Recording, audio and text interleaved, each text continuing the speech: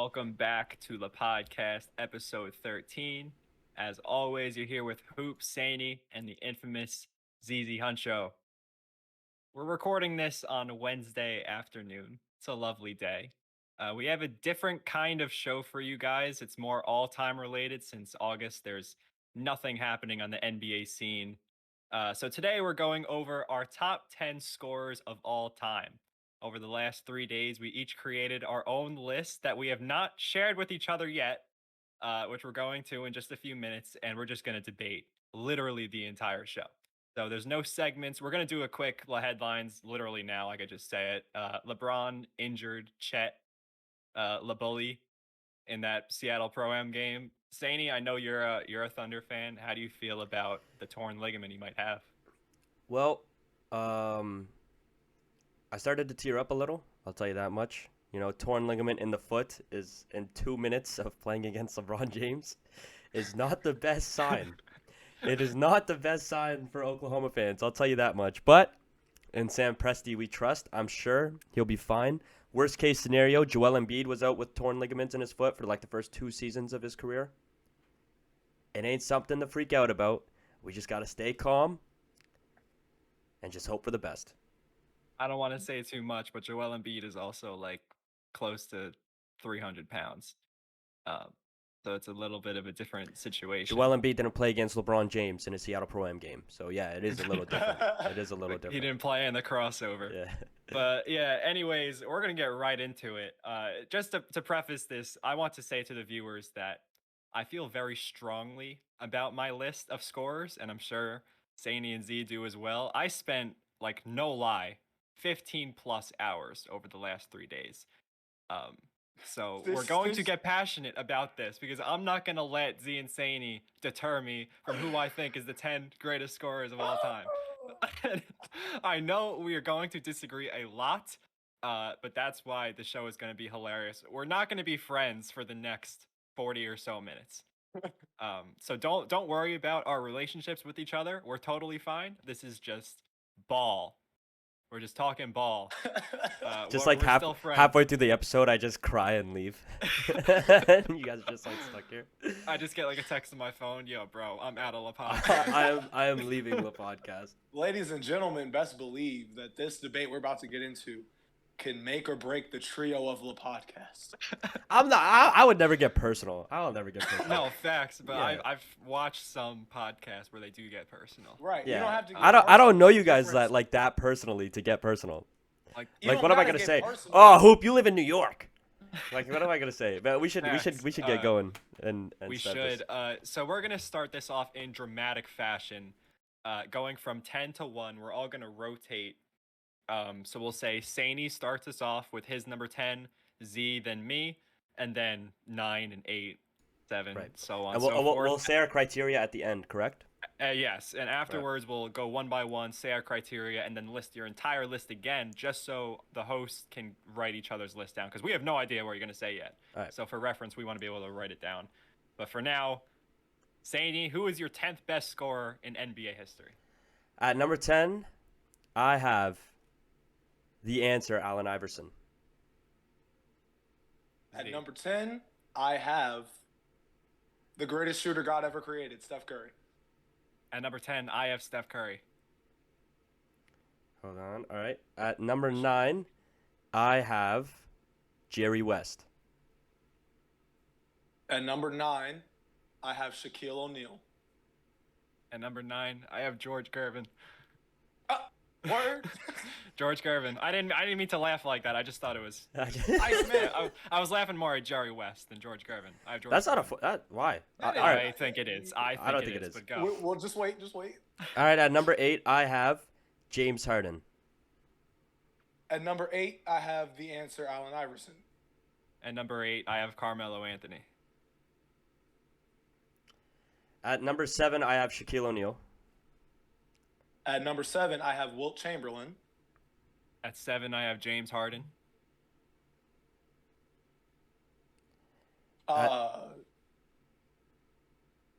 At number 6, I have Kareem Abdul-Jabbar. At number 6, I also have Kareem Abdul-Jabbar. At number 6, I have Karl Malone. At number 5, I have LeBron James. At number 5, I also have LeBron James. Oh my, this is all right. At number 5, I have Kareem Abdul-Jabbar. At number 4, I have Wilt. At number 4, I have James Harden. At number 4, I have Kobe. At number 3, I have Kobe. At number 3, I have Kevin Durant. At 3, I have Kevin Durant. At number 2, I have Kevin Durant. At number 2, I have Kobe Bean Bryant. Happy 824. At 2, I got LeBron. We all know number 1 is Jordan. Number 1 is Michael Jordan. Number 1 is Michael Jordan. Hoop Michael looked like he was Jeffrey- about to say something. I was actually about to end this recording and leave. Like, Hoop looked like he was about to surprise us and not say Jordan. I was actually about to be like, I'm out. So before, because I have a lot to say. I have Hoop. I have Z's top 10 down. I didn't write down Hoop's. I only did one. So at a that's time. what we're doing right Yeah. now. Saini, you're going to first give us your criteria, All right. then give us your list 1 through 10. All right. So my criteria, I kind of split it up. I did a little bit of a mathy type deal where I split it up into 4 different sections, and each section is worth 25% towards my opinion on this list. 25% goes to stats per game, total, scoring metrics, playoff stats, all that. 25% goes to longevity. How long did they dominate as a scorer? What was their prime like? Like, how long was their prime? I don't really look at their total career averages. For example, Kobe played 20 seasons. I'm not going to look at all 20 seasons. 25% is eye test. How deep was their bag relative to their era? Because, a lot of guys may not have the same accolades, but if you watch them, clearly they're the better player. And 25% goes to clutch. Can they hit big shots? Can they perform in the playoffs? When the time comes where they need to hit a shot to win a game, are they capable of doing that, or do they choke under pressure? That's my criteria. And I also have my notable snubs, if I can name them off. Go ahead. My 5 snubs, so from like 11 to 15, would have been Steph, not in order, Steph, Karl Malone, Hakeem, Melo, and Dirk. Those are the 5 guys I left off. Karl Malone as an honorable mention is BS. I haven't met 11. I have them off. All right. So give us your list. I want to dig into that, but let's give us your list. All 1 right. through 10. So my list was 10 AI. Well, just from the top. Okay, yeah. So 10 AI. Oh, like Jordan. top. I'm reading the top because I'm reading from the top of my notes. Like, I'm Okay, reading from the top of okay. my notepad. All right. 1 Jordan. 2 Kevin Durant. 3 Kobe. 4 Wilt. 5 LeBron. 6 Kareem. 7 Shaq. 8 Harden. 9 Jerry West. 10 Allen Iverson. Gotcha. And All then I right. need- So, Z, if you could get into your criteria. Okay, so ZZ Huncho's criteria is simple. All right, I don't really do a bunch of that mathematics stuff. Saying he's the stat guy of the 3 of us, it's fine. For me, I look at a lot of the things that Saini said just without the percentages. So I take into account peak, I take into account prime, I take into account the longevity of your scoring. I also take into account the significance of your scoring in terms of NBA history. I'm also taking into account your clutch performance. I'm taking into account your playoff performance and how it either dips or rises compared to the regular season. That's pretty much my criteria. Now, I list my top 10 scorers, right? Yes, top to bottom. Unlike Saini. So we'll dabble into it, but before I get to my top 10, I am going to list my honorable mentions as well. I have a few. Jerry West, not in no particular order, by the way.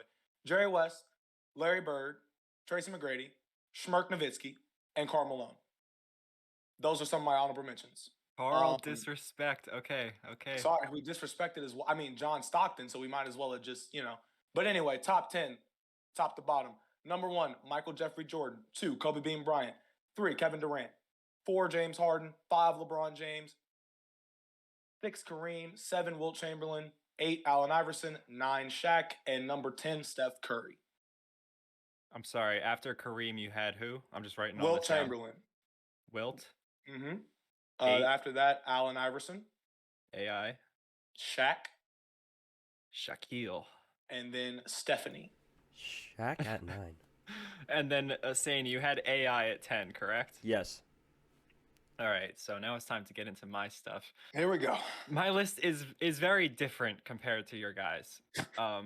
So starting off with my criteria, it's a lot of production with context. So I didn't go crazy and like you guys are saying, oh, Hoop's gonna pull out the true shooting and all that stuff. It's not that I'm looking at advanced stats like that because the older guys don't have as many advanced stats to look at. But everyone has pace to look at. So the amount of possessions that their team got in a game, I do think that influences scoring output. So I took that into account, the context of which they scored, the teammates they played with, were they being matched up with the best defender every night? That all plays, in fact, with efficiency and production output. Playoff, did they get better? Did they get worse?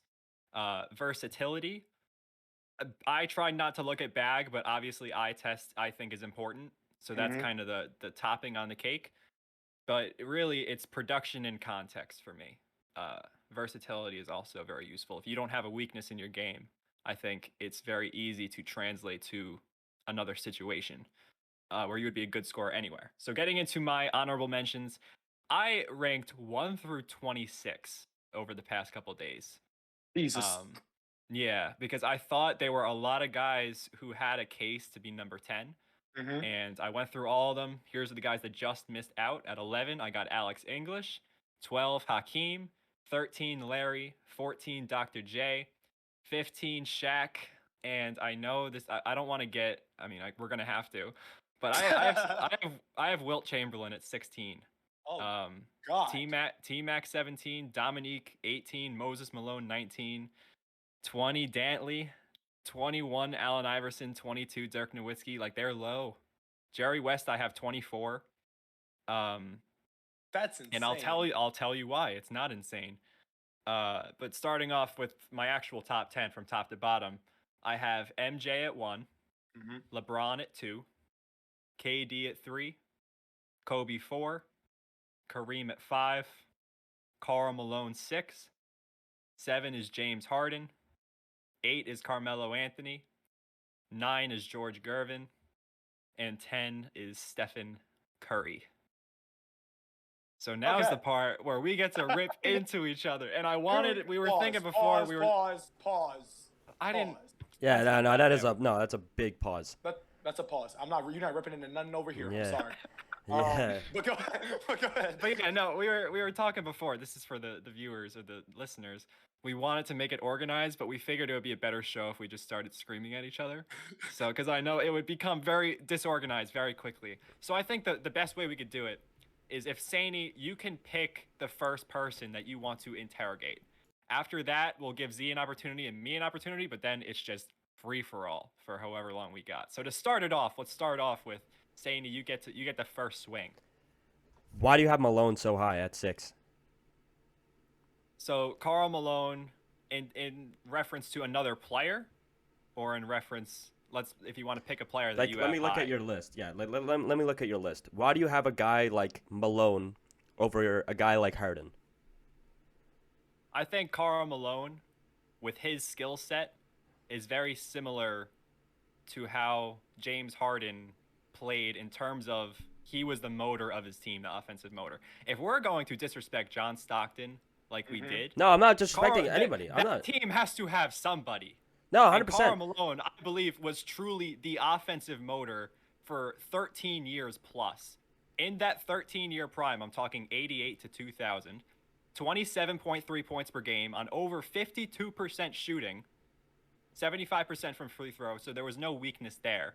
But what I like about Karl Malone is that a lot of these assist numbers that John Stockton put up was him facing up 18 feet from the basket.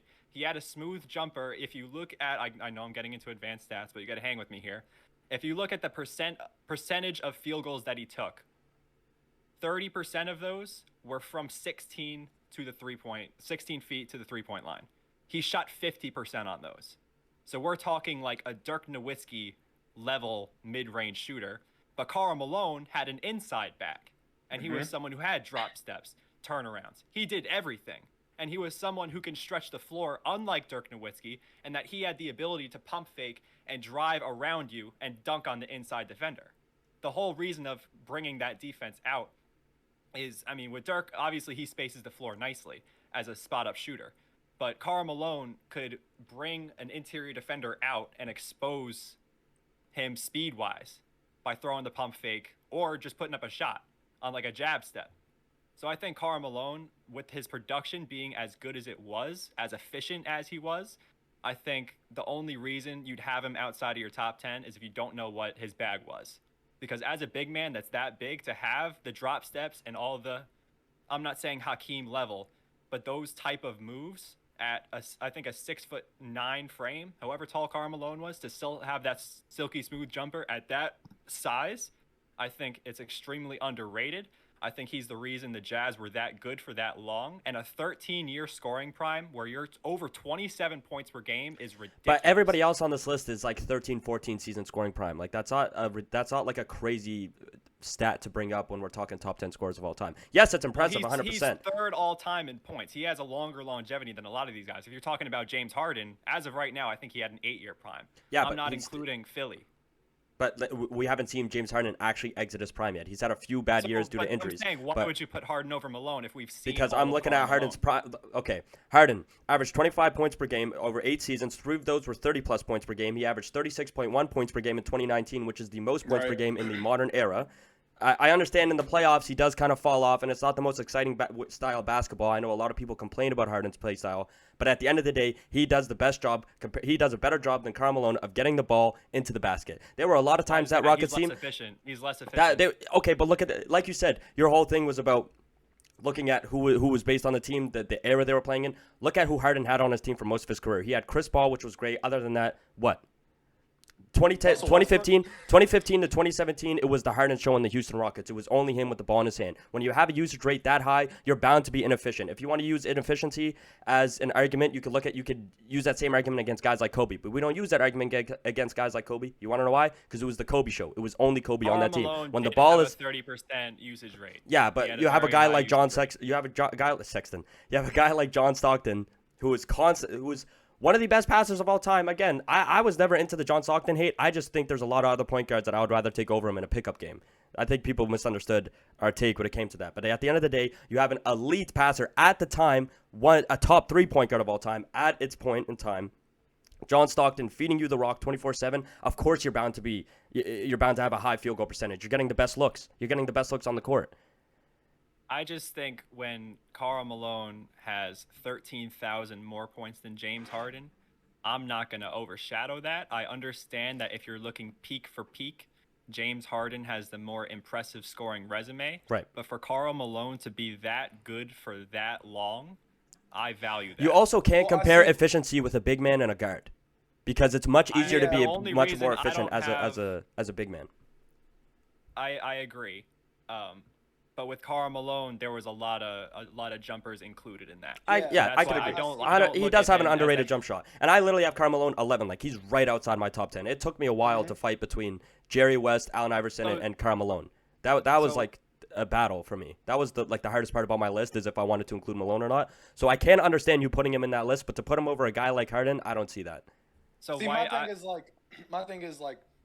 To Saney's point of comparing guards and bigs, like, we understand that, and the efficiency argument is there, but for me, like, I'm leaning more towards Saney with James Harden. Like, I was thinking about the fact that 36 points per game, like, was astounding to look at, even though people don't like James Harden's game because of, him foul baiting or whatever the case may be. You still can't argue with other aspects of his game that he does at an elite level. Like, considering the fact that when I look at this list, mine especially, I'm thinking about what type of moves did these guys have. So I am taking bag into account a little bit. But at the same time, when all these guys have different bags, it's about, okay, well, which bag was more dominant for this particular player? In the case of James Harden, right? Like, James Harden's step back is arguably like one of the top 3 of all time, maybe. Not only that, but his Euro step, his ways of his ball handling ability into his shot, his shot off the dribble, all of those type of things I'm taking into account. With Karl, however, what you have is like you said, you're taking into account the 16 feet to 3-point, right? Like, and that's cool. He was able to knock that down at an efficient rate. We all know he had a good mid-range game. But for James Harden, I think that he's able to kind of just give you a little bit more. Because he's small. But at the same time, I look at, okay, so for my argument, I don't really want to go off of this topic, but I'm saying, like, for a split second, my comparison would be like Shaq, for example, right? Shaq in 2000 to 2002 in the finals averaged 35.9 points per game on 58% from the field. And the biggest knock against Shaq is, his bag wasn't really that great, wasn't really that deep. He was just a big guy. At the end of the day, he put the ball in the basket at a very efficient level, at a very unstoppable level. And then you take into account with guys like Kareem with his hook shot. That hook shot got him to number 1 all time. Arguably the most unguardable, physical shot ever. But at the same time, James Harden step he's not back. out there. You know what I'm saying? It's just kind of subjective. That's all I'm gonna say. Yeah, I see your point on that. I feel like since he's 3rd all time in scoring, and right? I see what you're saying. So I don't what pushes him. I want to talk about Allen Iverson. What pushes him over Allen Iverson for you guys? Under Allen Iverson. Allen Iverson is a 4-time scoring champ, 3rd most all time behind Kevin Durant and Michael Jordan. I believe he's tied with Kevin Durant. He has a 26.6 points per game career average, which is 7th all time. 11 seasons over 25 points per game. 4 seasons over 30 points per game. 29.7 playoff points per game, second only to Michael Jordan.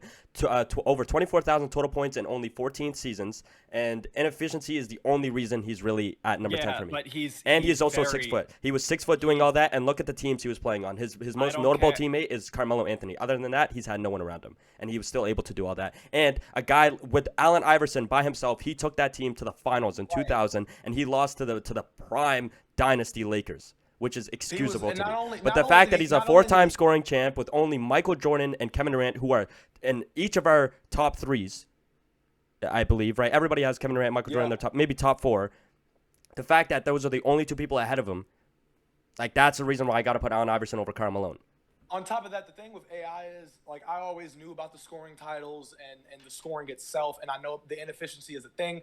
For me, to Sandy's point, taking on that prime Shaq and Kobe team, the fact that they only lost 1 freaking game in that postseason run, and it was literally because no, we're talking about scoring. We're not talking about team scoring. We're not talking about team scoring. Yeah, 100%. Okay. Well, we just said before the show, if you're counting in the fact that these guys are scoring, you have to also take into account if their scoring is translating to winning.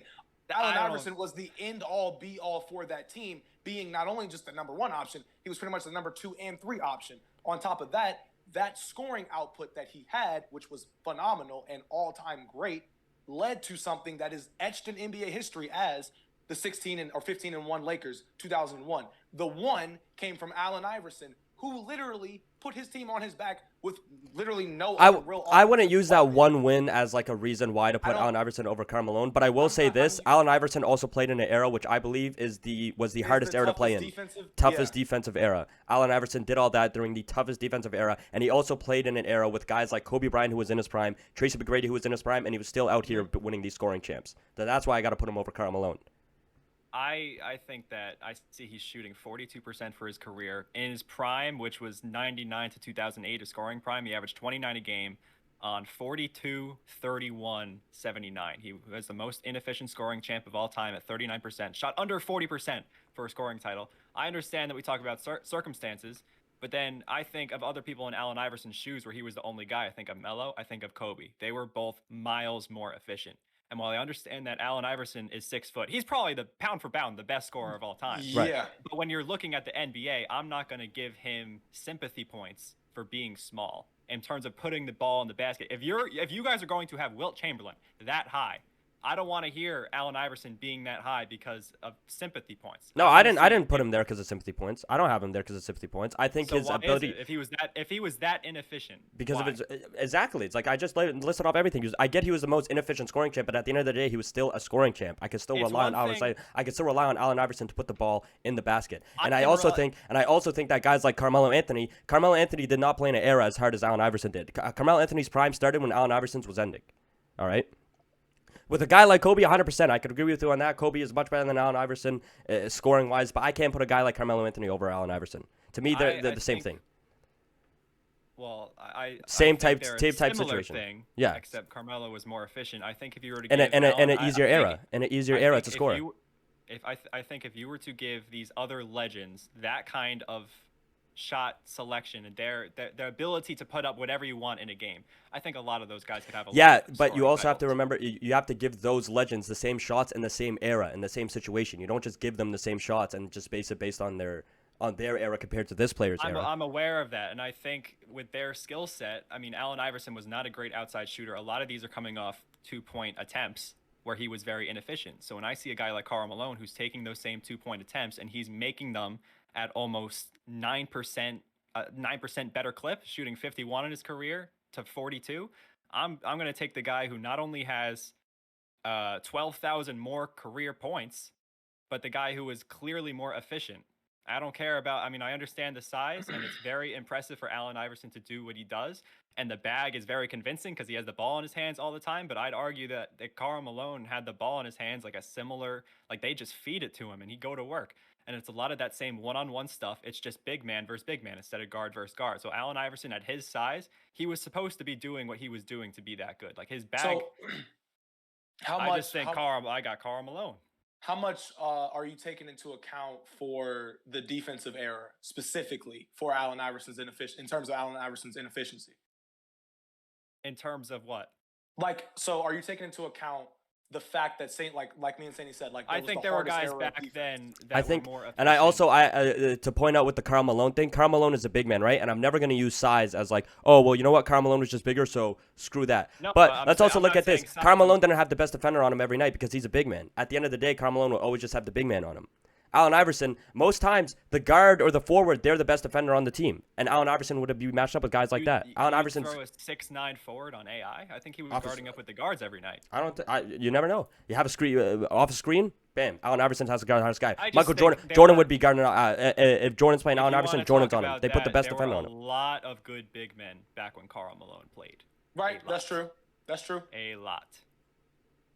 I just think the scoring titles with being that inefficient. It's one thing to be inefficient and to have the context, but like to be that inefficient, I'm not taking it. And I think if Allen Iverson is not very versatile in terms of his scoring, he was not a great catch and shooter. I can't put him in another situation with another star like a Carmelo Anthony and expect that efficiency to go up. He's an incredible athlete, one of the greatest athletes the game has ever seen. But in terms of putting the ball in the basket, Allen Iverson was a great finisher, but he was also a shooter, but he was not a very efficient shooter compared to the other guys on this list, like Kobe, like Carmelo. And then when comparing him to a big man, when he's also taking 2-point attempts, I'm gonna take Karl Malone. He's putting it in more efficiently. And he did it for a much longer time at a higher clip and 12,000 more career points. That's where I'm gonna leave it. At a very similar pace. They were only one off in their peak years. I'm only putting Allen Iverson over him because I'm taking into account that Allen Iverson is a guard and it's much harder to be efficient as a guard than it is for a big man. But I can see your side of it. That's not sympathy points. That's me understanding that Karl Malone is more efficient because he's a big man. It's easier to put the ball in the basket when your whole game is based into being a dominant guy in the post because you're bigger than other people. It's much easier to have a higher efficiency than that. Would you think Shaq is a better scorer than Kevin Durant because he has a higher efficiency and he's more dominant? No, because Shaq is huge. That's different. But AI has a historically low inefficiency rate. This is not like a couple points. This is like a terrible efficiency rate, like the worst in NBA history for a scoring title. He shot under 40%. Like that is horrific. That's fair. Horrific. Well, his inefficiency is the reason he's at the bottom of my list for 10. Right. That was like I did take his inefficiency into account, and that's why I have him at number 10 instead of anywhere higher. If he was shooting even 45% or higher, I'd have him way higher on this list. Of course. But the fact that he shot a career percentage of 42%, that's why he's number 10 for me. Fair. And he only had 2 seasons. Like I'll name the comms. He only had 2 seasons shooting over 45%. And he matched that 2 seasons shooting below 40. Like he is inefficient. I will agree with you. But that's why I have him at the bottom of my list. I still look at the pros and what he was able to do scoring wise, and that's why I have him at 10. What he was able to do in terms of the points per game? No, what he was scoring, putting the ball in the basket, and his bag. He was versatile. He had a killer crossover. He was able. He found ways to get to the basket. I'll give it to him. I don't know. Can we move on from Allen Iverson? I don't know. I don't think we're gonna crack that code anytime soon. My question. I don't think we're agreeing on one thing this whole episode. I'm not gonna lie to you. I'm gonna be honest. I'm here for it. So Hoop, I gotta ask you. You got Braun over Kobe, and I know there's a lot of Kobe fans out there. No, I see your side to that, but I would put Kobe over Braun. Me personally, I'm putting Kobe over Braun. But I could see why Hoop would put Braun. I can. But Hoop, I wanted you to give your take as to quiet the naysayers or whatever. Yeah, so starting off, I mean, Braun has 4,000 more points. He averages more points per game on his career. He was more efficient throughout his career, both field goal percentage and 3-point percentage. Talking about their primes, he was more efficient as well in those categories. For the playoffs, he was also more efficient than Kobe Bryant in both those categories. In terms of their average distance, I know people like to hate on LeBron because he just, uses muscle to get to the basket. First off, I think finishing is a scoring skill. But if you were to look at their prime, LeBron, I have 05 to 22, which is an 18-year prime for a scoring prime, which is ridiculous. Kobe, I have 01 to 13, which is a 13-year prime. LeBron's average distance from which he shot the ball was 12.2 feet. Kobe was 13.8. So I don't want to act like LeBron was just putting his head down and running towards the rim. Yeah. In terms of usage rate, they're like 1% off of each other. I understand that Kobe's inefficiencies were due to the people on his team, but LeBron James also played with Mo Williams as a second option. Yeah, Kobe played with Smush Parker. And I just think in terms of if you're going to be more productive with better efficiency and the context is similar, I'm going to give it to the guy who can put the ball in the basket. I will say this. I understand. Continue, sir. Sorry, Hoop. I thought you were done. Yeah, no, in terms of Kobe Bryant being more skilled, I understand he was better with his footwork and all that. But if you're going to be that dominant of a finisher while still being able to pull the ball from the logo at times, I'm going to give it to LeBron James if the numbers show it. I will say this about Kobe, and this is my reasoning why I have LeBron James under Kobe Bryant. And when I talk about guys in the top 3, top 4, I have LeBron at 5th right now. He's in my top 5. The biggest difference to me, and this is where eye test comes in, is their bag and their true natural scoring ability. Don't bring up bag. But listen, I didn't finish. Kobe Bryant, I will agree, when he's cold, he's cold. He will miss 20 shots. He will brick 20 shots at a game. But when Kobe Bryant is on a good day is better than Michael Jordan scoring wise. He's the greatest scorer in NBA history. Kobe Bryant on a good day. I get the stats say LeBron is better. But I don't know. When it comes to Kobe, that killer Mamba mentality, like you put Kobe on the court, he's shaped. That's it. That's a part of the game, bro. That's a part of the game. No, how is that lost credibility? How have I lost credibility? That's a part of the game. That's a part of the game. That's a part of the game. That's a part of the game. Listen. Sadie didn't lose credibility there, and I'm so sick and tired of people trying to act like killer mentality is not what we look like at. Kobe will go onto a court and he will his 48 minutes he's at the basket. LeBron's full focus isn't scoring. LeBron's game isn't just based on scoring. LeBron is looking for scored better. We're talking about scoring. I understand, but as a scorer, Kobe Bryant is over LeBron James. Hold on. Let me just give mine. Let me give mine. Damn. Okay, wait a second. All right. With Kobe and LeBron, there's 2 different ways that you can look at this, right? Who chose to look at the production and efficiency route? That's completely fine, completely justifiable. I get that. For those specific reasons, Hoop has LeBron over Kobe Bryant. Me having Kobe over LeBron, however, is different because I'm taking into account when you think of Kobe Bryant and you think of LeBron James, one of them you look at as a scorer. The other you look at as an all-around great player. Kobe Bryant has 25 50-point games in his career and 6 60-point games in his career, not to mention the 81. LeBron James has 1 60-point game in his career, and so does Steph Curry. Damian Lillard, I think, is high. Damian Lillard's higher on that list than both of those guys. But the point of that's not even the point. LeBron has 14 50-point games, so he's in that discussion. He can drop 50. We know this.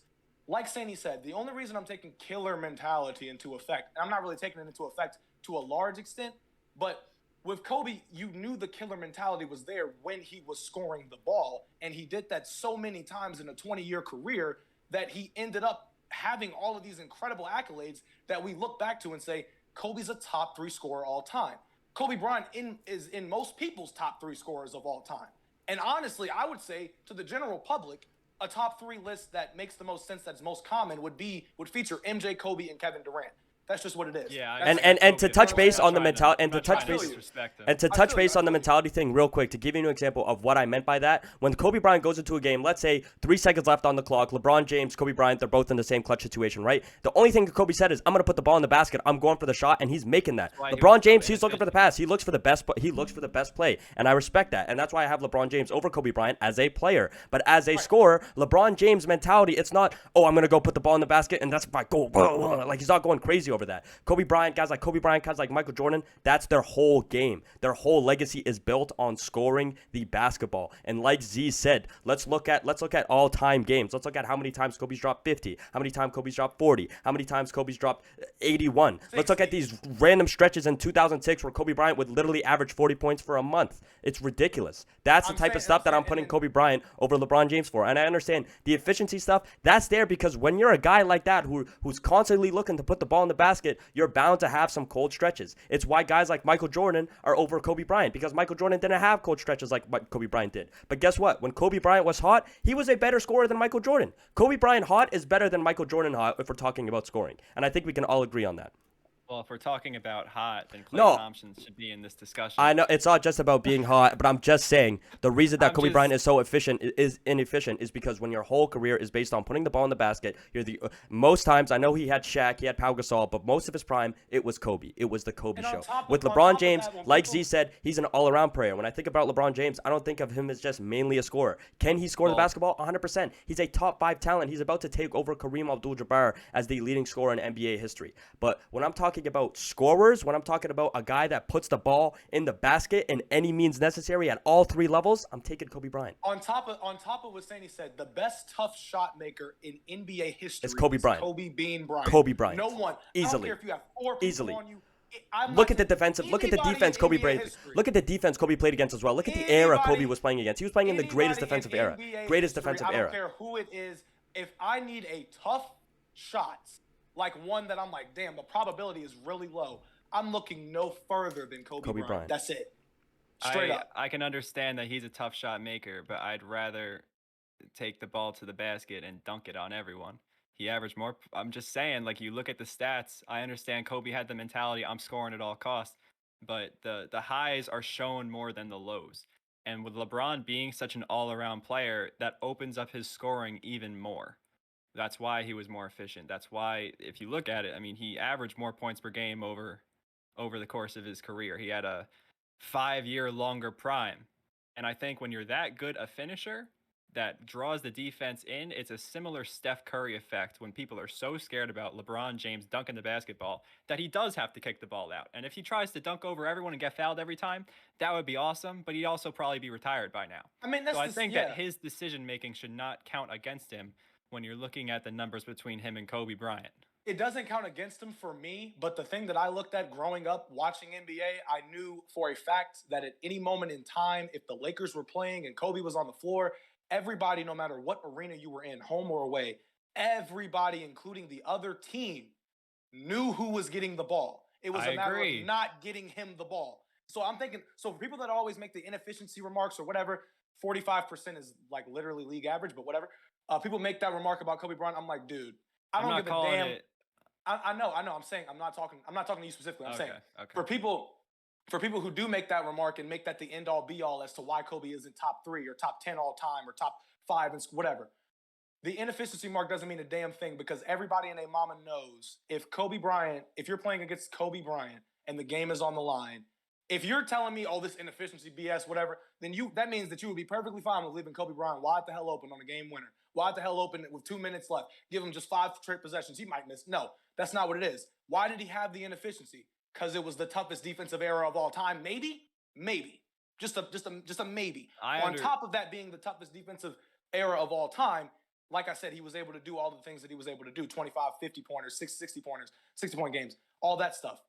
That's why Kobe is pretty much undisputedly top 3 for me. That's just me. I understand, and I respect you having him over LeBron because I understand his skill set is more eye-pleasing, and the mentality is like, it's very, like, it pops out at you. It's like, yo, that dude, he's going to score the ball. But I just look at LeBron, one of the stats that popped out at me was that throughout his 18-year prime, when he shot the ball from 0 to 3 feet, he shoots like 75% on those shots with all that defense. Some Westbrook numbers like that. He's just one of the greatest, if not one of the greatest finishers of all time. And I think people are so caught up in the passing and whatever he's doing off the court that they don't understand how talented a scorer he is. The stats show it. He's developed a very nice three-pointer throughout his later years. He's just done everything that a basketball player could do at a 6'9" frame that looks like a middle linebacker. So I'm going to take into account that he's a primary finisher, but someone who can score over anyone at any time. He's shown it in big moments, whether it be a turnaround three against the Raptors or whatever it is. He does it in big moments, just like the other legends on this list. And I'm just going to take the efficiency and the production. I'm taking LeBron James over Kobe Bryant. Fair. I respect, like I'm not saying that you're crazy and that you don't have like any credibility. I'm just saying I would take Kobe Bryant over LeBron James scoring wise. But I have another question. Let's move on. We don't want to spend too much time on the same topics. I know that I'm the only guy that has Kevin Durant as a second all-time scorer. I think all of you guys had Kobe over him. Am I correct when I say that? No, I have MJ, LeBron, then KD, then Kobe. Then KD. Okay. Z, you have Kevin Durant. Okay, so this isn't directed at you then, Hoop. You can chime in whenever. You have Kevin Durant over Kobe Bryant. I just want to give you some stats, and I want to see, and then I want to ask you why you have Kevin Durant over Kobe Bryant after I give you some things. Okay, so obviously it's unfair to compare Kobe Bryant and Kevin Durant's averages because Kobe obviously played 20 seasons, Durant played 14, and Kobe really fell off the last like 3 or 4 injuries and a terrible Lakers team, right? So I gave you Kobe's prime and Kevin Durant's full career. So 14 seasons of Kobe's prime compared to Kevin Durant's 14-season career, okay? In the 14 seasons, so I'm doing 99 to 2013 Kobe Bryant, 27.7 points per game on 45.4% shooting, right? Kevin Durant, his career is 27.2 points per game on 49.6% shooting. So a 0.5 difference in points per game, but a huge jump in efficiency. Kevin Durant is also a part of the 50-40-90 club. Kobe Bryant has never been a part of that. Kevin Durant has always had a ball-dominant player beside him, Westbrook, Harden, Curry, whatever you want to say. Curry, I want to call ball-dominant, but Curry had the ball in his hand. Not a ball-dominant player, but they look to give Curry the ball a lot of times, just like they did with Kevin Durant. Kevin Durant has always had a second high-level scorer beside him. I'll reword it and say that. Could have easily had the same accolades as Kobe Bryant if Kevin Durant was by himself for most of his prime. I think we can agree that Kevin Durant would have averaged 30 points per game in his career if he had a system built where he didn't have a guy like Westbrook, he didn't have a guy like Harden, didn't have a guy like Kyrie. He didn't have a guy like Kyrie or Harden for most of this season. He averaged 30 points per game. In 2014, when he didn't have Westbrook, he averaged 32 points per game. He has proven that he could average 30 points per game if he doesn't have a second star beside him. But Kobe Bryant, he didn't have that. Kobe Bryant didn't have a second star beside him for most of his prime. From 93 to 04, he did have Shaq. I could give you that. But other than that, Kobe Bryant didn't have a second star beside him, and he's still putting up the same numbers as Kevin Durant does without a second star. And Kevin Durant's doing it on more efficient numbers. Kevin Durant has the ball less in his hands than Kobe Bryant did. Kevin Durant is also a 7-foot player who can move like a guard. He's able to use his frame in ways that players cannot defend. Kobe Bryant has literally been quoted in saying Kevin Durant was the one player I could never figure out. And Don't bring up NBA quotes, bro. I'm just saying. You could find someone saying that KD's the GOAT. Multiple. I'm saying no, but I didn't use a random quote. I said a quote from I'm saying from Kobe Bryant. I'm using Kobe Bryant. I'm not using some random Bill Simmons quote. I'm saying Kobe Bryant said this about Kevin Durant. Like I'm using his player that he put over Kevin Durant. I'm using the player he put over Kevin Durant. LeBron had Dr. J in his top 3 all time, I believe. Anyway. I want to know your reasoning why Kobe Bryant is over Kevin Durant scoring-wise. Also, Kevin Durant is a 4-time scoring champ, tied with Allen Iverson, second all-time. And unlike Allen Iverson, Kevin Durant was efficient in those scoring champs. You're right. I agree with everything that you said. I understand it. I took it into account when making the decision. This isn't something that I'm really absolutely stern on. For me, the top 3 is something that can definitely be looked at in a lot of different perspectives. In the case of Kobe and Kevin Durant, I mean, you named off incredible accolades and accomplishments that Kevin Durant has and some of the things that Kobe doesn't have. But to me, I'm like, you're right. KD has 4 scoring titles, right? That's second all time, right? Kobe has 81. That's second most points scored in a physical That's one NBA game. game. That's one game. Time. That's one game. I don't give a damn. I don't give a damn if it's 81 is a crazy a crazy accolade for sure. But I'm talking over we're talking over a 14-season stretch. We're not talking one game against Jalen Rose. Let me break this bitch down. Let me pull up some playoff stats for you right after. But continue. Okay, cool. So here's how I'm looking at it. Right, you can break this down in a lot of different ways. Kobe Bryant has the second most points of all time. Kevin Durant's career high is, I believe, 54. Wait, what did you just say? Huh? You got to do your research. You got to do your research. Kobe's like 4th, 5th. Kobe is 4th all time with 33,000. Yeah, Michael Jordan. I'm talking about. I said Kevin Durant's career high is 54, right? Oh, That's what I said. career high. I thought you were saying I total. want to run that back later. I thought you said. Run it back. Oh, yeah, don't bring up Kevin Durant's career high. If Kevin Durant really wanted to shoot the ball as many times as Kobe or anybody else, he could easily have 70 in a game. Don't even mention that. Don't even mention that. Look at how many shots Kevin Durant took in that 54-point game. Let's be honest here, bro. Don't bring that up. So let me get this straight. Hold on. Me and Saney just sat here and debated hoop for having LeBron over Kobe Bryant. So let me just get this straight. You know, there's a lot of LeBron fans out there. Right. What's to stopping somebody from saying, well, if LeBron wanted to, he Well, could because Kevin Durant isn't the all-around type player that LeBron James is. If LeBron wanted to, sure, LeBron could go average 60 points per game, and then I'll have him in the top 3 scoring discussion. But he didn't. 100%. But I'm saying, but he didn't. But go look at bro. If Fidgety, look at the shots he's taken. Sure, you know what? I won't use a what if. I won't use. You know what? I won't use a what if. But you know damn well in your head. I know in your head. You know Kevin Durant could put up those numbers easily. Okay. Here's the tricky part. Here's the funny part about being an NBA fan. All that hypothetical shit is what gets a lot of people by in NBA debates. Not with me. If you either did it or you didn't fucking do it. It's just that simple. Okay. Sure. I'll give you that one. But let's talk about playoff stuff. Just watch your mouth because this is a clean rated show, please. All right. My bad. Listen. ZZ Huncho was a little. Sure. I'll give you that. Kevin Durant has never scored over 54 points in a game. But let's start bringing up playoff stats because we all know with great scores comes the clutch factor. How well do they perform when things get serious?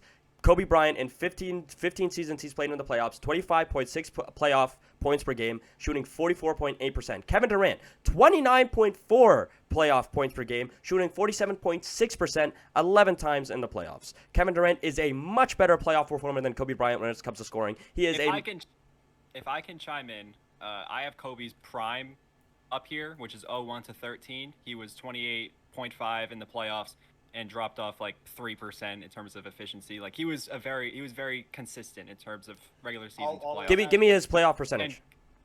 And it's 45 from the field, 33 from 3. It's very similar.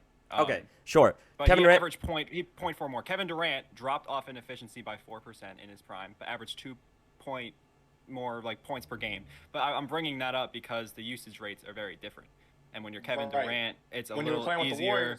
It's a little easier. Nah. Let's talk about Oklahoma. Let's talk about Oklahoma. Let's talk about Oklahoma. Efficient when you have Steph Curry and Klay Thompson on your team, or Russell Westbrook, who's known to give people their best scoring years in their career. Right. And whoever. Kobe had the usage rate much higher, and he was doing everything by himself. Kobe. So that was the thing. Thank you for saying that, Hoop, because I was gonna let Sandy finish, but I was about to be like to completely act like Kobe was not that guy in the playoffs. It's crazy. But I never acted like Kobe wasn't that guy. I have him third on my list. Was extremely the way better playoff performer. I mean, it's kind of situational based, don't you think? I mean, 3 of those years he was with Golden State on the greatest team ever assembled. Look at his years in Oklahoma. Look at what he did in Oklahoma. We can look at his years in Oklahoma. And went to the Western Conference Finals 4 to 6 times. Russ was nasty back then, bro. Right? Yeah. Okay. Yeah, he was. He was, but he was disgusting. But we're talking about players. Pau Gasol. When Kobe Bryant did anything. When Kobe Bryant did anything in the playoffs, he had Russell Westbrook compared to Pau Gasol. Russell Westbrook is one of the greatest playmakers in his prime of all time. Pau Gasol is not that. Kobe was doing everything himself in terms of setting himself up. All I'm saying is Steve Blake. You can't with Kevin Durant and Kobe Derek Bryant. Fisher. When you look at Kevin Durant and Kobe Bryant's careers, it isn't. You got to put a lot of context into that. Having a secondary playmaker is so much more valuable than having a Kobe secondary Bryant scorer. had Smush Parker and Kwame Brown, Smush Parker, Shannon Brown. Bruh, stop. I'm taking Kobe. I don't care. I take Kevin Durant over Kobe Bryant. I'll take Kevin Durant over Kobe Bryant. Here's the thing. I'm not gonna be biased here. The thing with KD and Kobe is a lot of people will be able to nitpick, right? They'll be like, okay, well, they both had some bad series, right? KD 2016 against the Warriors in that game 6 and that game 7, right? Boston against Boston this year. Kobe's had more than a few bad series in the playoffs. Oh, and exactly. Kobe's had his bad series too. So that's just to say that they're not perfect individuals and not perfect scorers. I have him third. Yeah, I think he's. I still have him as elite. I have him third. I have KD over Kobe. I'm just trying to totally say they're fine. very close. I just think I have Kobe's third and Kevin Durant second. It's not like it's a huge gap between me. I completely understand if you have KD over Kobe. I'm not mad at it at all. I completely get it. I was there at a time, And for me, in terms of the top 3, those are the only 2 things that change is over he time. saying you weren't enlightened yet? I was there at a time. Yeah, you know what I'm saying. Yeah. But I'm saying, like, the one thing that's for certain, I think, between the 3 of us, despite all of this that we've gone through in the last 47 minutes or whatever, the one thing that's for certain is number 1. Michael Jeffrey Jordan. Yeah, now, we don't even have to debate that. We don't have to debate that. No. We don't have to debate it. I just want to see what y'all's like primary reason is. All right, I'll give you, like, I wrote down bullet points on why I have Jordan number 1, but it should have been obvious. But I'll say this: as a scorer, most scoring titles in NBA history, he has 10 of them, with 7 of them straight.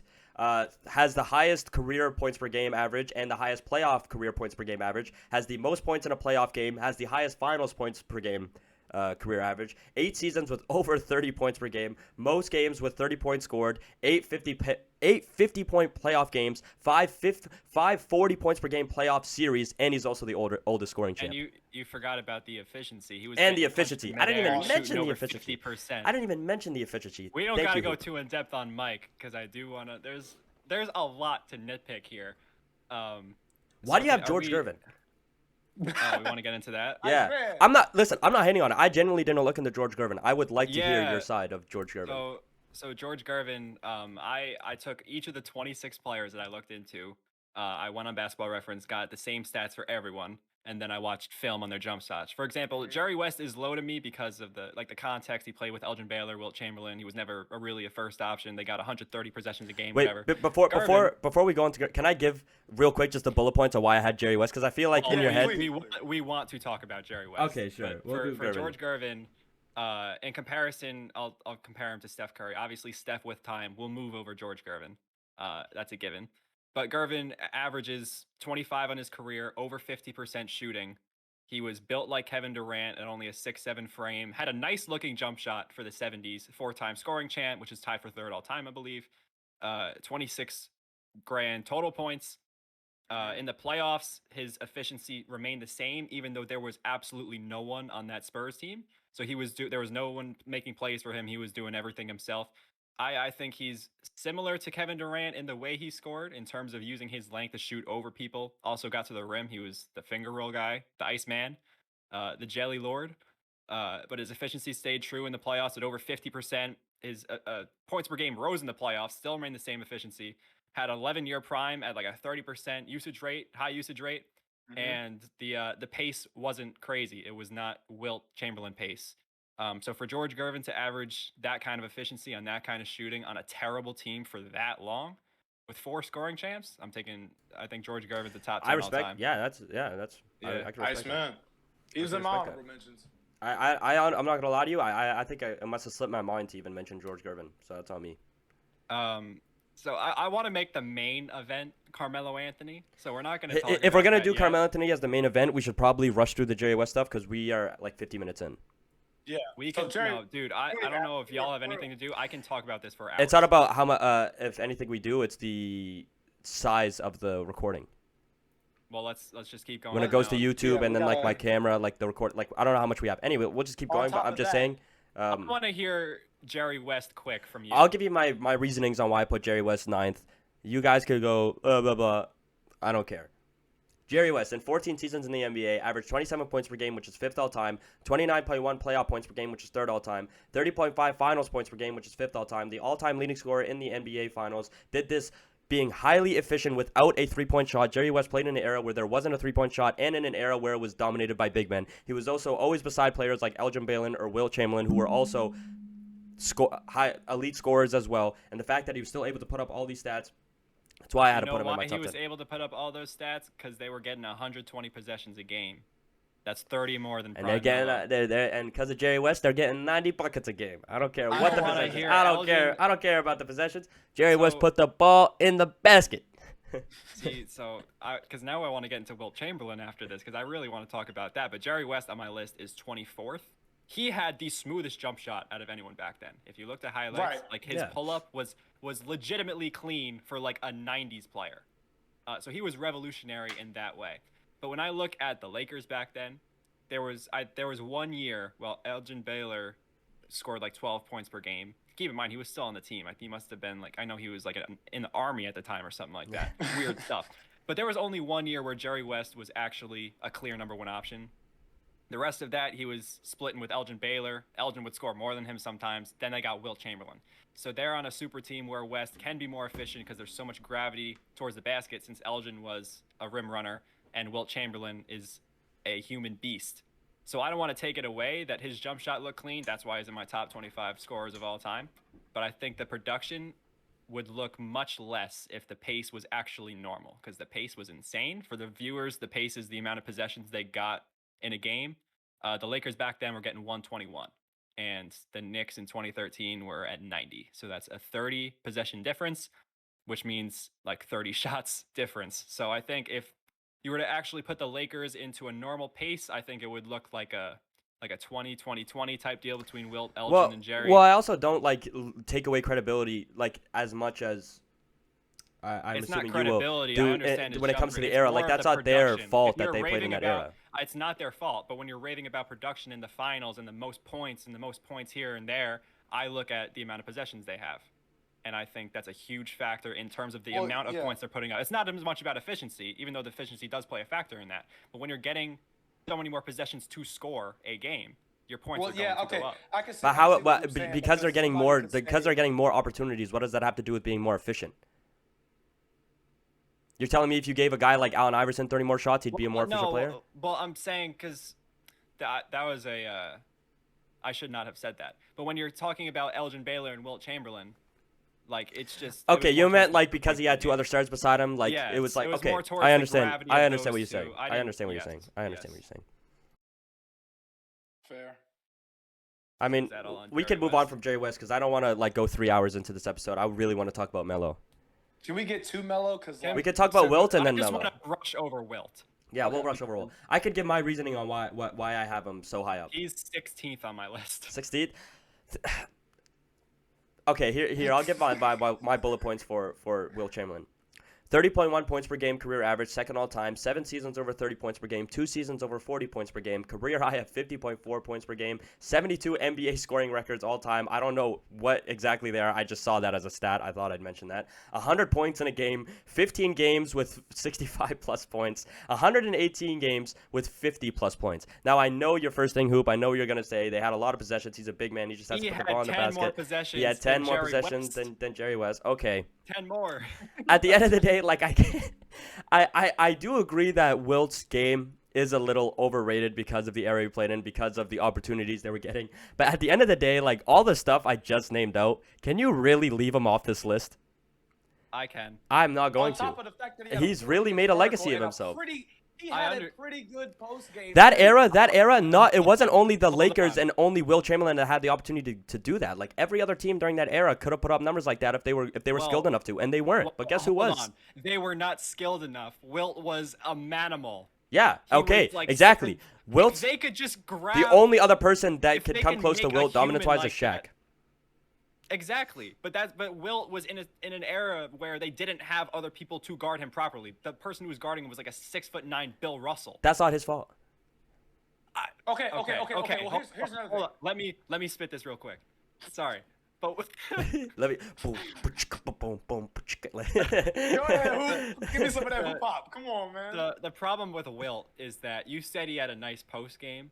I don't know if I've ever seen him perform a proper drop step. And I know they didn't really teach that back then, but all of Wilt's points, most of them, if they say it's on the little baby fallback jumper, and he was taller than everyone else. He shot it with one hand off the glass. That's something I do to my brother in the driveway. And if you look it up, he did it like a lot. They say Wilt Chamberlain was actually a finesse player more than someone to just drop step and dunk on everyone. The numbers. So I just think that little baby fallback jumper that was getting him 1 million points a game because they were 6'3" and coming off their shift at plumbing, like I'm not taking that. You know what? I could see your side of it. I'm going to continue putting Wilt where I have him only because those numbers scream in my face and I cannot ignore them. I see. Here's my thing with Wilt. Like I understand about the whole era thing. Like I used to say that all the time on TikTok when referring to Wilt Chamberlain and doing videos on him. But like for me, like Sandy said, like a lot of Wilt Chamberlain's accomplishments will never be broken. So his name will not escape like the top scorer. You know what I'm saying? So for me, I'm like, 7 scoring titles, like, yeah, I get it. That's crazy. 100-point game. We already know the majority of the stats. He had a 40-inch vertical. The man was literally the fastest player in the league. He also shot 50% from the free throw line. He did. That's a I mean, knock, I'm just but, not hey, taking that in my top 10 in scores them of all white time. chucks. In them white chucks. George Alright. Girvin played in Nike Blazers and averaged I'm 25 not on mad at jump you about shot. that. I'm not mad about that opinion, Hoop. I can respect that. Well, but Kareem, for me, I have to got keep him there. Kareem got to the number one freaking all-time scoring list wearing Converses. So, like, I get it. You know what I'm saying? Like, some guys really were just, Kareem that also guy. wasn't shifty, but Yeah. Nah, but he just had the most unstoppable move in NBA history, and Kareem. like you have Kareem's to put on my him. list. You have to put him there. Because Kareem was actually skillful, and he had a bag down That low. hook shot And is Chamberlain. revolutionary. Wilt Chamberlain's fallback jumper, I do not consider skill. And Kareem's like scoring prime was like 16 years. I agree. Yeah. Kareem deserves yeah. it. Wilt had 130 But let's go to Melo. 40 more than prime Melo. I'm not gonna lie. Like heading into this, I'm doing an open mind with Melo. I really want you guys to convince me about Melo. I love Carmelo Anthony. I don't have Melo in my top 10 either. But I want to hear Hoop's side of it. And Hoop, as a Russell Westbrook fan, I understand that biasm might play a role in your opinion. So Well, I'm not going to give any of the mentality things or the fact that he played in New York, but I am going to give you context. okay, I would love to hear it. So let's not compare him to anyone for now. I think the biggest knock with Melo, again, is inefficiency if we're talking like an Allen Iverson situation, but not as deep. And I don't know if you guys want to talk about the black hole effect in terms of when Melo gets the ball, he's going to shoot it. Because he did have that scorer's mentality, but at the same time, I understand it doesn't necessarily contribute to winning basketball.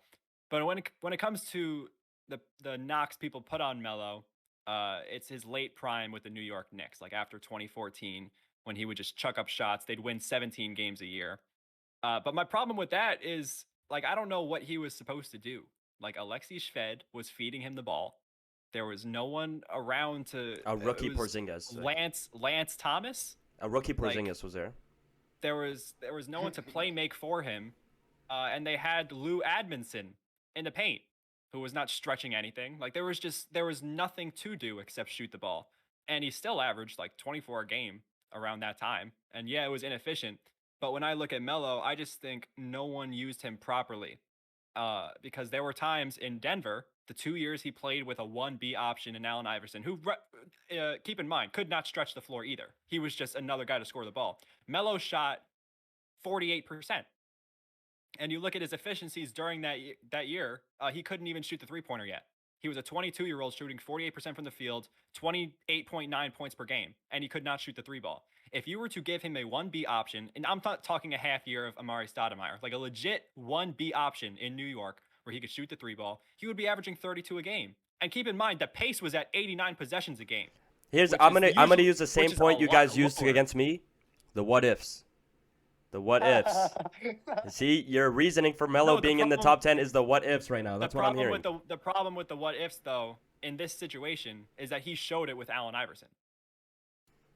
This is not out of the blue. He played with someone for so long. Like but then you guys can't knock me against my what ifs with Kevin Durant, because like I said, Kevin Durant showed that he could be a 30+ points per game player when he doesn't have a second guy beside him. It wasn't a what if. I also used that same point. And you guys said when I said in 2014 when Westbrook was injured, Kevin Durant averaged 32.4 points per game in his MVP season, and this year with the Brooklyn Nets he averaged 29.9, basically 30 points per game, with Kyrie and Harden being out most of the time. And you guys said don't use what ifs. Don't use what ifs. You're using the same what if, and you're saying if we don't use the what ifs, the usage rate was like 33%. That's similar to Kobe. So in terms of like actual scoring ability and the eye test, I think he's one of the greatest scorers of all time in terms of the eye test. He could do anywhere from all three levels. The eye test, I could agree with you. The eye, like from an eye test perspective, 100%. But so what's holding you back? The accolades. Yeah. The scoring contribution to winning basketball games. Like how much can I rely? Allen Iverson took his team to the finals by himself. By himself, bro. There's more than he did than just scoring the basketball in terms of leadership, in terms of. Well, here's my thing, right? With Melo, like, I agree. The eye test, Melo is undeniably one of the greatest scorers of all time. For me, I don't think it's top a 15 knock, for though.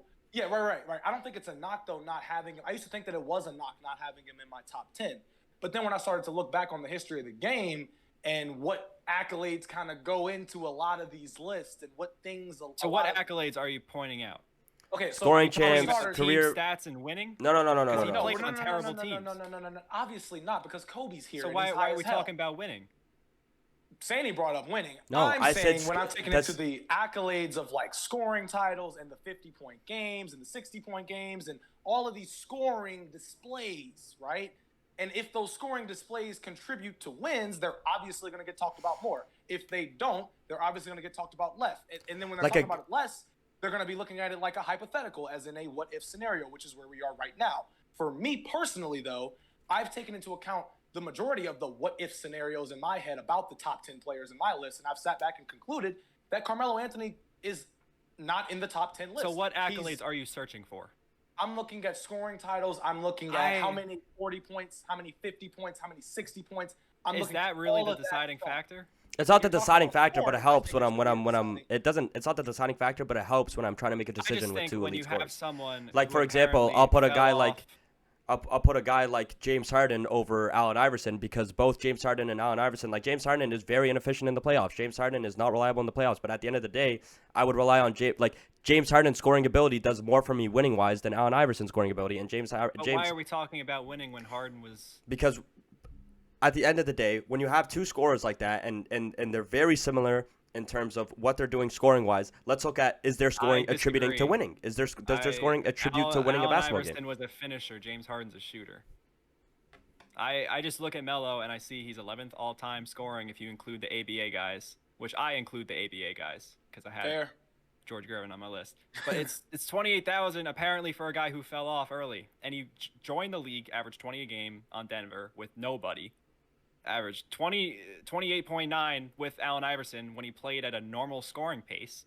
And the reason why he didn't average 30 a game like a lot of those other guys is because the Knicks played with one of the slowest pace in the league for like a 5-year stretch, because they had like a 39-year-old Jason Kidd. They had old guys, Kurt Thomas, Joakim Noah. Like they had old dudes who could not run the floor. So they'd give the ball to Melo. He was efficient those prime years. Mm-hmm. And I think a big thing that is holding him back, it's due to the nature of the team that he was playing on. Right, but at the same time, when you look back at how the league was viewing not only the Knicks but Carmelo Anthony specifically, they were viewing him as someone who's just going to take all the shots. And then when I look back at the years like 2017, for example. So what's the difference between him and Kobe in his bad years? Okay. Now I'm seeing Hoops point to it with the Knicks and the slow paced teams. The Knicks sucked. Yeah. Dude, the Knicks sucked. Okay, so here's what I'm feeling. Alexi Shved. Right, Alexis Shane Smith. Larkin was his primary playmaker one year. I don't want to hear it. Right. So who? When you're looking at Carmelo Anthony, like for me, right? Carmelo Anthony has one scoring title in his 19-year career, whatever it is, right? But he had to play with Kevin Durant. I don't want to hear about the scoring. Scoring. The scoring titles are irrelevant to me. No, they're not irrelevant. You can't not like if a guy has a lot of scoring titles, you have to give him credit for it. But if he doesn't have the scoring titles, then it's okay to like not use that as a reason. Yes. Carmelo Anthony has one scoring title, and I think that him having one scoring title, like if he had two, he probably would be a lot higher. Nah, you can't say that, bro, because Kevin Durant, he played with Kevin Durant and Kobe. He played with Kevin Durant and Kobe in their prime scoring years, and LeBron James, who also has a scoring title. Okay, so let me get this straight.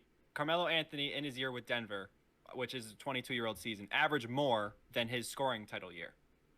Mm-hmm. I just don't understand if there's a guy who's going to be that much better, who's that much higher on the scoring list, how that would play into. Yeah, we're not talking we're talking about Carmelo Anthony being in the bottom 10. We're not talking about him in like the top, like the guys in like the top 5. Those are the guys that are getting the scoring titles. If he was Kevin Durant, that's a different story. Yeah, it's Kevin Durant. It's Kevin Durant, like exactly, and we know Kevin Durant's a better scorer than Carmelo Anthony. So to use that as a knock, I wouldn't use that as a take or as a reason. So what else can I possibly use? Because Carmelo Anthony has 4 50-point games in his career. Look at his versatility. Look at all 3 levels. Can he score at all 3 levels? Look at his. Okay, hold on. Pause. Time out. This is what I'm understanding about the difference of opinion here. When I'm looking at scoring, I am looking at what you have done in the field of scoring in your career. So for Melo, where he doesn't have an edge is with scoring titles, with 50-point games, even with 60-point games. When I look at guys who have more 50-point games than Carmelo Anthony, certain guys come to mind like Russell Westbrook. Certain guys come to mind like Adrian Dantley. Certain guys come to mind like George Gervin. When's like the last Kyrie time Irving, you saw like Adrian Bernard Dantley King, tape, bro? like I don't all of want to. these things. Yeah, bro. Have you ever watched So- Adrian Dantley? I watched Adrian Adrian Dantley Dantley, bro. I watched the Bad Boys documentary. That's where I learned Adrian Dantley. Don't question Nah, a it. documentary. A Where documentary Adrian isn't Dantley, isn't bro. tape. A documentary isn't A watching docu- tape. Okay, guys, Jesus. I just want to hear where you're The going. Like would you say documentary would you where say I you learned watched someone who's like would you say 11th you've all watched time on the list. would you say you've Adrian watched Dantley's Steve game. Kerr tape because That's you what watched it The Last is. Dance? Like that's the say no. Oh my God. So let me get so here's. You know what? Hoop, am I wrong by saying that? Am I? You You're can't. not wrong. You can't say I'm a not wrong. documentary is tape. That's not tape. You Okay, haven't watched Adrian so Dantley. here, can y'all let me talk? Damn, like, bruh, I literally said I watched the Bad Boys documentary, which taught me about Adrian Dantley. After that, I watched Adrian Dantley tape and looked him up. Damn. Anyway, besides that, like, what y'all are just saying? Okay, whatever. But this is what I'm saying. We're probably gonna have to agree to disagree here, and I'm fine with that. I don't mind that you have Melo in your top 10. Carmelo, quite frankly, to me, is a top 10 scorer of our generation. He's top 5. He's there because we've seen a lot of greats that have been able to do a lot in terms of longevity. And for Carmelo Anthony, he came in the league in 2003 draft class, and he's established himself as a scorer in the past 18 years. That's just what it is. We know this.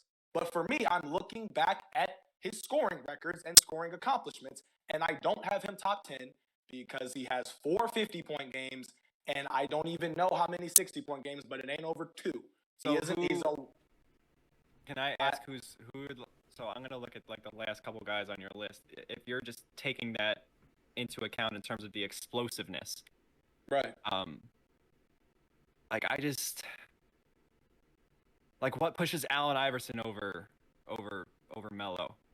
Like if he's putting up the points on more shots but doing it more inefficiently, I don't understand the big hoopla over the monumental scoring nights. You said it too. You said that the context of the teams is there as well.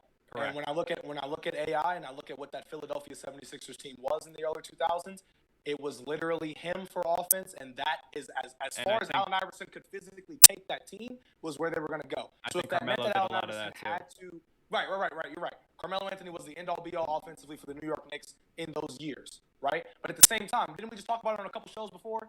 Why did Jeremy Lin end up leaving the Knicks? Because of Carmelo Anthony, right? There's no way we're using Jeremy Lin. All I'm saying, Conspiracy theory stuff.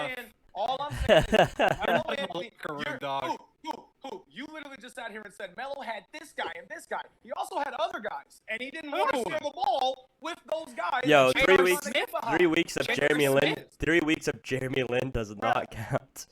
Yo, Bruh, so can Carmelo I hear Anthony- what scores you're referring to? What scores I'm referring Because when he had to? Allen Iverson on his team, AI was putting up his shots and getting 27 a game.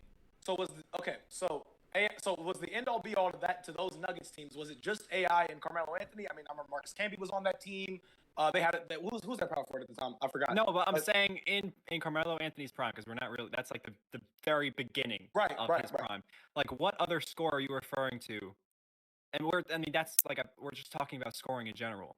Like, I understand the black hole effect. You could say the same thing about Allen Iverson. He's the black hole effect. He just wants to score. So I just don't know where you're going with in terms of what scores would he supposed to pass Because we said in our criterias earlier on in the show, or at least I know I did, and I think Sandy did as well. We're taking into account what you did with your scoring. So, and here's the thing: AI's got 4 scoring titles, and he also led his team to the finals because of how great of a scorer that he was, and the only answer that they had. Literally, that's why I call him the answer. My thing is that I'm looking at that, and I value that more than what Carmelo Anthony has done in his career. It's just that simple. You have the second most scoring titles of all time. That's another knack against Melo. I mean, and you just kind of add on to it. The only way that you can bring him back down is when you talk about, like you said, the inefficiency, right?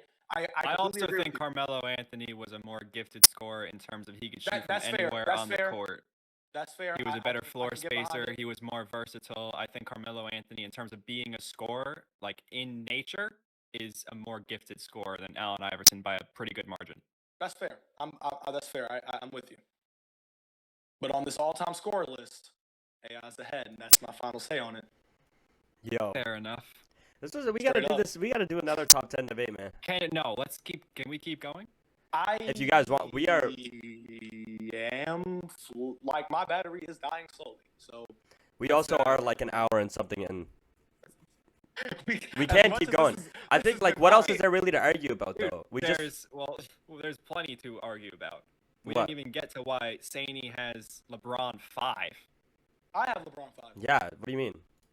I have LeBron 5 with Wilt. Under Kobe. Wilt Chamberlain?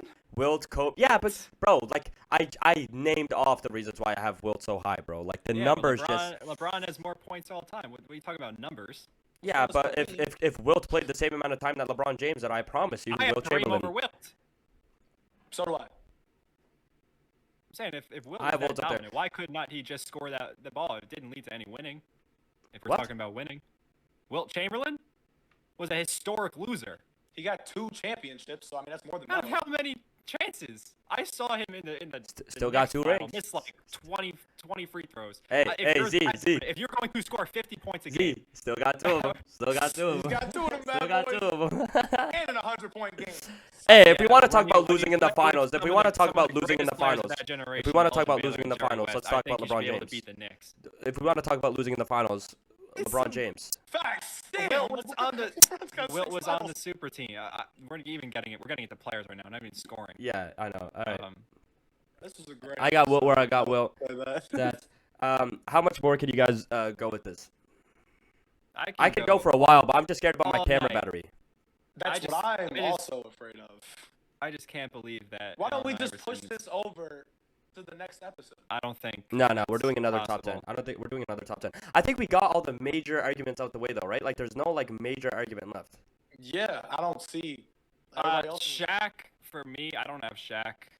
I'll But give off my top reasons scoring why I have champion. Shaquille. I'll give my reasons why I have Shaquille O'Neal. Shaq Prime, so 93 to 2006. 26.3 points per game on 58% shooting. 2-time scoring champ. 10-time field goal percentage leader. Liability at the free throw line, but for me, he was too dominant not to include. From the 2000 to 2002 finals, so the year where they went to Dynasty, so the three-peat, Shaq averaged 35.9 points per game, 58.3% shooting, 3-time finals MVP. I get that doesn't account to scoring. I have that written down. I think I just put that for no reason. Shaq as a scorer was very dominant. Yes, was he a liability outside the paint? Sure. Could he not shoot free throws? Sure. But the guy was still giving you 30 points per game in terms the of paint. putting the ball At the in end of the day, basket- scoring is about putting the ball in the basket, and Shaquille O'Neal was phenomenal at doing that for you. That's why I have him top complete 10. agreement. That's literally why I have him top 10. Yeah. I mean, for me personally, like I have Steph Curry over Shaq. Fair. And I understand like the efficiency at which he put the ball in the basket and the free throws. Well, while it was a liability, I took it more into account than you guys, because I think I have Akeem over Shaq personally. I think it was more versatile. Scoring wise, like I could see your argument, but for me, it was like for example, like in the final, like again, I'm really big on clutch as well. Like in the playoffs, like are you gonna be giving me the same scoring ability when the time comes and I need you to be good? And the fact that Shaq was not like literally almost 10 points per game more than his prime career average in the finals, I gotta take that into account. I understand he had On the same field goal percentage too. Literally 10 more points on the same field goal percentage. I understand how incredibly dominant he was, but with the big guys, I think we fail to mention sometimes who they had on their team. And Shaq had Penny and like a lot of good guys on his team throughout the years, Kobe, Dwayne Wade. And I know like that's just a small factor that plays into my head. I see your point to that though. I could definitely see your point to that. Instead of him being the sun and everyone crowds to him, they have to be careful. Like, oh, watch Prime. But I Dwayne think Wade. even if Shaq was the son, especially with his era, who was stopping Shaq? Who was stopping Shaq? Yeah. Like And for I example, guess- like I understand your point. Like, oh, Shaq had these guys, but look, all the great guys Shaq had around him are guards. And I'm telling you right now, putting an extra guard on Shaq in the paint is not gonna change anything. It's not gonna change anything. Like the guys, like you're not gonna have big men leave the post to go guard Kobe. You know what I mean? Like it was the same set guys on Shaq every time, and having freaking John Starks. Or no, that was Michael Jordan. Who Chauncey Billups run over and try to guard Shaq in the paint. That's not gonna change much. It's not gonna change much. So Agreed. Yeah. I do see your point to that, but that's what I would say to it. Agree to disagree. Exactly. I think this was I liked having this heated debate. This was fun. This was fun. I heard you guys Y'all- scream y'all for the don't first time. got- what got me upset was the Allen Iverson stuff. That stupid inefficiency and him just like running to the basket. I understand. Like I still think y'all put sympathy points on him for being 6 feet tall, which I don't. Which is not the end all be all because I understand that can be a part of your criteria. I just think that's stupid criteria. So, we can end it there. But This is fun. I think I defended myself pretty well. There was never a time where I felt like, yo, I need ain't to fold change. once. I don't think anybody folded. You Nobody were folded. close to fold. You were about to When? fold with the When? Kobe Kevin Durant. Kobe Kevin Durant Durant. stuff. You almost folded. Don't Don't say no. You were like, maybe. Before we maybe. start off, you were like, yeah, like it's not set in stone. Or Yeah. something like that. And I was about to tear you up for it. Yeah, no, we all stayed true to our list though. We all stayed true to our So, list. if we could just list them off one more time for the viewers, we're gonna do. I think you guys wanted to say like top 10 passers or. I'd say time. defenders next. I think that would be more of a boring show. I think we do players. Top 10 players. I'm down for that. I'm down for top 10 players. 'Cause, like, I'm if we're down for talking top 10 about, players. Like defenders or rebounders, like we're all looking at the same stuff. There's not much Yeah. subjectiveness. You can It's put all into stats, and it's like based on the era. Like Andre Drummond's like, I'm the best rebounder, but it's like, bro, you're playing in an era that's 3-point dominant, and guys are chucking up shots, and they're missing more because they're shooting from 3. Like, shut up. facts. But I'll say mine real quick. 10, Allen Iverson. 9, Jerry West. 8, James Harden. 7, Shaquille O'Neal. 6, Kareem Abdul-Jabbar. 5, LeBron James. 4, Will Chamberlain. 3, Kobe Bryant. 2, Kevin Durant. And number 1, Michael Jordan. Wilt over LeBron is blasphemous, but I'll say mine next. So 100 starting points from a game top to is bottom, blasphemous. top to bottom, I got MJ, LeBron, KD, Kobe, Kareem, Carl, James Harden, Melo at 8, Girvin 9, Curry 10. Yeah, I'm not gonna get into the rest of my list. I have all 26 here, but Top 10 for me. That's a top to personal bottom. video on TikTok. yeah. Michael Jeffrey Jordan, Kobe Bryant at 2, Kevin Durant at 3, Harden at 4, Braun at 5, Kareem at 6, Wilt at 7, Iverson at 8, Shaq at 9, and Stephanie Curry at 10. Great episode, boys. This was fun. We'll do a we'll get It another didn't- top 10 It did set not up. feel like an hour. Bro, it's been It well really over an hour. It's been didn't. like an hour and 30. I think. Hour 30 now. I was watching Player's Choice, and they had an Uh-huh. episode that was like 3 or 4 hours long. I was like, how did they? sit Nobody's down and listened. record that? Nobody's listened to I that can- full thing. Nobody's listened. Dude, I was You in the listened to car going to Ohio. I listened to the full thing. Dude, They- yeah, no, they Player's had- Choice. We've done. Me and Ryan had to do a show for them at some point last semester, and it was we had to record at 12 midnight, and we did not finish the episode until 3:30 in the morning our time. my What I just said sounded Oh. pretty disrespectful. I don't mean nobody wants to listen to Player's Choice. I personally can't listen to something for 4 hours Bro, though. I want to listen to Ticket TV. That guy is hilarious, bro. Ticket, bro, is crazy, bro. Ticket makes the show, and I'm like I don't want to disrespect anyone, but that guy is hilarious, Ticket is. and I Ticket love is that he hilarious. defends himself. He does. He don't give. Ticket does not care about anybody in the comment section. Like, I need y'all to understand on TikTok. This is why I love Player's Choice so much. Player's Choice has branded themselves to not care about the comments at all. Like, that is genius. And to have somebody like Ticket, bro, Ticket literally gets called an old head, like a Jordan Rock, like all that, bro. And he just doesn't care. You see He the just Ben is- Wallace episode? Yes, bro, that was hilarious. That was hilarious. Saney, you have to watch it. I know we gotta end this episode. I'll say I will. I've never I've watched the full Player's unironically- Choice. I don't know if I've laughed that hard in my entire life. They're doing something When right, though. They're OG doing something right, started though, so I'll cursing out respect them. Ticket, I OG, lost bro. it. I lost it. Yeah. All right, boys. This was a great episode. Everybody who tuned in, if you're here for like our segment type stuff, I'm sorry. This episode was really fun though. It is August. Still There's got not a a lot lot to to talk dive into. about. There's not a lot to talk about, so this is what we want to do, and that way you guys get a better understanding of how our minds work basketball-wise. I think we all, like, I think by the end of They this list, value killer mentality, and there's you know what I mean, though. You know what I mean? Like, what the mentality part, I mean, like, when LeBron James has the ball in his hand, his main objective isn't to score. Like, in the clutch, he's not going to be like, I'm going to go for the shot every time. He's going to look for the Black best play. Mamba, bro. Kobe Bryant, bro, I'm putting the ball in the net. That's a shot. The shot is the only thing that matters to me. Yeah, Sandy, you're fine, dude. Everybody knows that anybody who tries to downplay killer mentality is just not. They're a hater. They Hater. completely Not when it's- Hater, understand. hater. See you Someone later. else is We're ending the show. Everybody have a great day. Rick, Goodbye. Tell us who won the debate. Facts. Oh, yeah. Okay, bye.